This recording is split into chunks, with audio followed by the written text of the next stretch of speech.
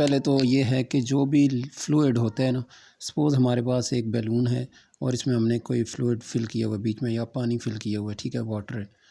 तो अब अगर मैं एक ही टाइम पे इस बैलून में इधर भी नीडल के साथ कोई होल कर देता हूँ, उसी टाइम पे इधर भी कर देता हूँ, इधर भी कर देता हूँ, ठीक है, तो पानी जो है इक्वल प्रेशर के साथ इस साइड से भी निकलेगा, इधर से भी निकलेगा और इधर से भी निकलेगा। मतलब इसका जो प्रेशर है लिक्विड का वो क्या रहेगा, एक जैसा रहेगा, कांस्टेंट रहेगा। इन तीनों होल्स में से या जितने भी मैं इसमें होल्स कर दूंगा तो प्रेशर इक्वली डिस्ट्रीब्यूट होता है। जो भी लिक्विड होता है उसका प्रेशर किसी भी ऑब्जेक्ट के अंदर इक्वली डिस्ट्रीब्यूट होता है, ठीक है। तो अब हम जो हाइड्रोलिक सिस्टम होता है इसमें भी सिर्फ इसी बेस पर कि जो प्रेशर है वो इक्वली डिस्ट्रीब्यूट होता है, इक्वली एक्सर्ट होता है, इस बेस पर अब हमने ये हाइड्रोलिक सिस्टम जितने भी अभी जो बने हुए हैं वो इसी फंक्शन पर वर्क कर रहे हैं। तो लेकिन उसमें हमने थोड़ा सा चेंज करना होगा, जिसकी वजह से फिर हमारे पास जो रिज़ल्ट आता है वो ज़्यादा आ जाता है हमारे पास, ठीक है। इसमें थोड़ी सी मैथ्स इन्वॉल्व है और फ़िज़िक्स की रीज़निंग में ये है कि जो लिक्विड का जो प्रेशर होता है वो डिस्ट्रीब्यूट होता है इक्वली, ठीक है। अगर ये आप यहाँ पर कोई प्रेशर लगाते हैं तो वो प्रेशर इक्वली डिस्ट्रीब्यूट होगा इस सारी सरफेस में, हर जगह पर, ठीक है।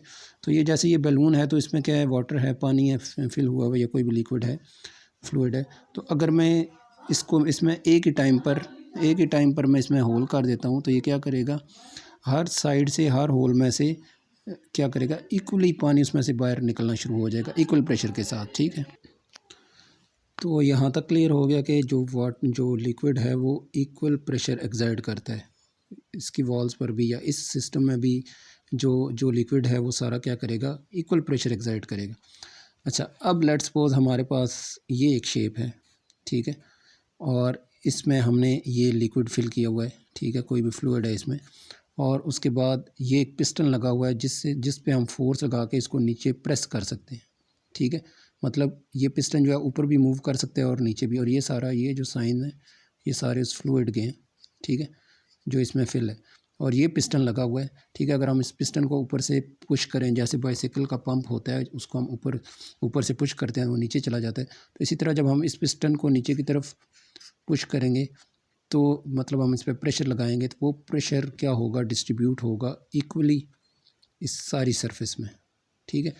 तो वो प्रेशर जो इधर से डिस्ट्रीब्यूट होगा वो यहाँ पर भी हमारे पास कुछ ना कुछ प्रेशर आएगा, ठीक है। तो अगर हमने यहाँ पर P1 प्रेशर लगाया है सपोज़, ठीक है, और ये जो साइड है ये दूसरी साइड है, ठीक है, और ये देखें इसका एरिया हमने क्या लिया हुआ है, स्मॉल, इसको मैं एक्सप्लेन करता हूँ, और इस साइड का जो एरिया है वो हमने क्या लिया हुआ है, लार्ज, ठीक है। ये हमारा इनपुट साइड होगी जो हम प्रेशर लगाएंगे जिस साइड पर, और जो रिजल्टेंट हमने लेना है वो हमने इस साइड पर लेना है, ठीक है। अच्छा, प्रेशर इक्वली डिस्ट्रीब्यूट होता है तो ये जो इस साइड पे प्रेशर आएगा, सपोज मैं इसको नाम देता हूँ P2, ठीक है। अब प्रेशर क्या होता है कि प्रेशर किस चीज़ को कहते हैं हम, कि फोर्स, कोई भी फोर्स जो किसी यूनिट एरिया पे लग रही होती है। सपोज़ इसका एरिया, जो इस साइड का एरिया है ये वाला, ये A1 है, और इस पर जो फोर्स लग रही है, प्रेशर किसके, P1 किसके इक्वल होगा, P1 इक्वल्स टू फोर्स पर unit area. Suppose F1 force है और A1 एरिया, ये इस साइड के लिए मैं ले रहा हूँ, ठीक है, इस पर F1 फोर्स, A1 एरिया, ठीक है। तो जो P2 प्रेशर होगा इसके लिए F2 फोर्स में ले रहा हूँ, इन दोनों को एक दूसरे से डिस्टिंग्विश करने के लिए, और A2 में इसका एरिया ले रहा हूँ, ठीक है।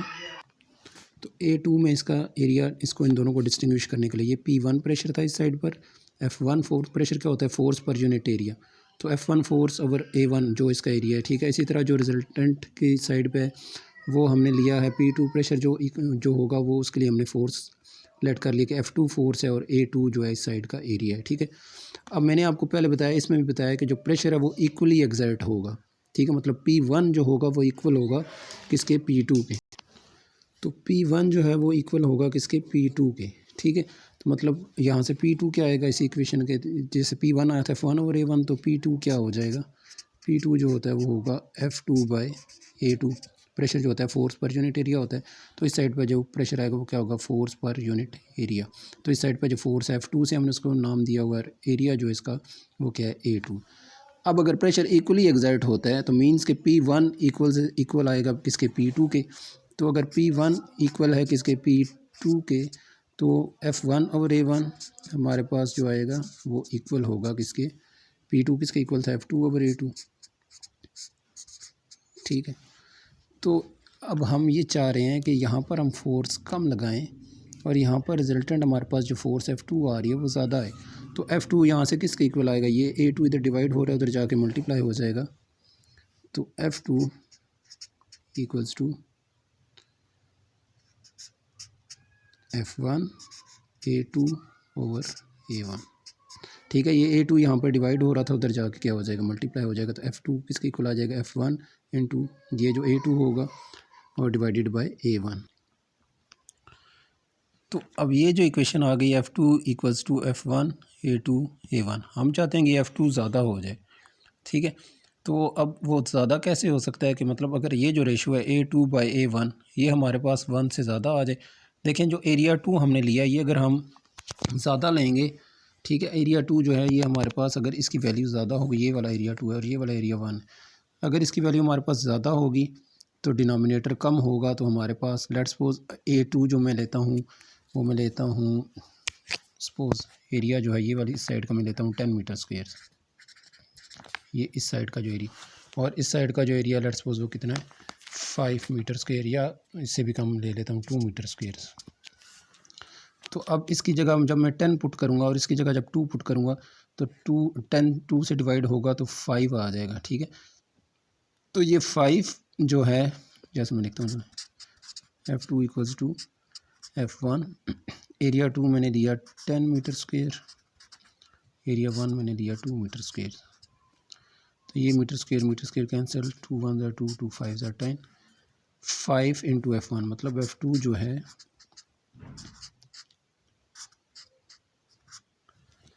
अब देखें इस इक्वेशन से कि F2 जो है ये जो फोर्स आएगी हमारे पास ये 5 टाइम्स होगी किसके, F1 के जो फोर्स हमने यहाँ पर लगाई थी, ठीक है। तो किस चीज़ के डिफरेंस ने ये इक्वेशन इसका रिजल्टेंट ये आया कि ये जो एरिया का डिफरेंस हम लेंगे, ये यहाँ पर ये देखें ये एरिया A2 हमने और लिया, A1 कम लिया, जहाँ पर हम फोर्स लगाते हैं वो एरिया कम होना चाहिए और जहाँ पर रिजल्टेंट लेना है वहाँ पर एरिया ज़्यादा होना चाहिए। सो इस वजह से हमारे पास ये जो आएगा कि जो F2 फोर्स आएगी, जो रिजल्टेंट यहाँ पर जो फोर्स प्रेशर की वजह से ये जो फोर्स एक्सर्ट करेगा ऊपर की तरफ, क्योंकि हम इसको नीचे प्रेस कर रहे हैं तो ये फ्लूइड इस पर फोर्स लगाएगा और इसको क्या करेगा, ऊपर की तरफ लिफ्ट करेगा। तो यहाँ पर अगर हमने इस फोर्स से 5 गुना कोई चीज़ रखी हुई है, 4 गुना कोई चीज़ रखी हुई है, तो जितनी हम फोर्स लगा रहे हैं वो 4 गुना ज़्यादा चीज़ को यहाँ से उठा के 5 गुना ज़्यादा चीज़ को यहाँ से क्या करेगा, अपलिफ्ट कर देगा। तो ये होता है एक्चुअली हाइड्रोलिक सिस्टम। इसी तरह जैसे मैंने कल आपको बताया था कि हल्की सी ब्रेक लगाने से हम पाँव से हल्का सा बस उसको इशारा देते हैं और गाड़ी का कितना वज़न होता है और उसकी स्पीड भी वो कितनी स्पीड से चल रही होती है वो उसका एक किस्म का वज़न और बढ़ा देती है कि एक चीज़ इतनी मैसिव और ऊपर से वो मूव भी कर रही है, तो उस चीज़ को रोकना के लिए हम हल्का सा इशारा ब्रेक के पैडल को देते हैं और वो क्या करता है इतनी बड़ी गाड़ी को वो रोक लेता है। तो इस तरह वो उसमें सिस्टम ये हाइड्रोलिक सिस्टम होता है ब्रेक में कि वो क्या करती है, वो प्रेशर जो है वो डिस्ट्रीब्यूट होता है और उसके बाद ये जो एरिया रिजल्टेंट, अब ये जो ब्रेक्स में क्या होता है कि ये वाली जो साइड है ये किसके साथ कनेक्टेड होगी, आगे ब्रेक के साथ, जो वो ब्रेक शू के साथ आगे कनेक्टेड होती है। ये फोर्स ये पिस्टन इधर यहाँ पर लगा होता है, ये जब ये पिस्टन मूव करेगा तो ये आगे ब्रेक शू के साथ कनेक्ट होता है। तो ये पिस्टन अपनी फोर्स लगाएगा उस ब्रेक शू के साथ 5 टाइम, जितना भी हमने इसका एरिया का डिफरेंस रखा हुआ है, जैसे हमने यहाँ पर 10 और 2 का रखा हुआ था तो 5 टाइम्स फोर्स आई हमारे पास, ठीक है। तो जितना हमने एरिया का डिफरेंस रखा होगा उतनी ज़्यादा हमारे पास वो फोर्स आएगी और वो फिर मतलब हम कम फोर्स लगा के बहुत ज़्यादा रिजल्टेंट फोर्स हासिल कर सकते हैं।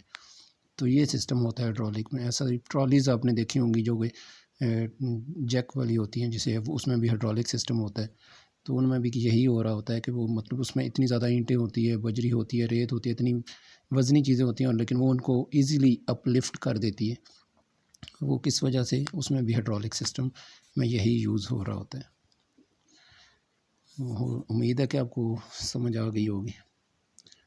पाकिस्तान जिंदाबाद।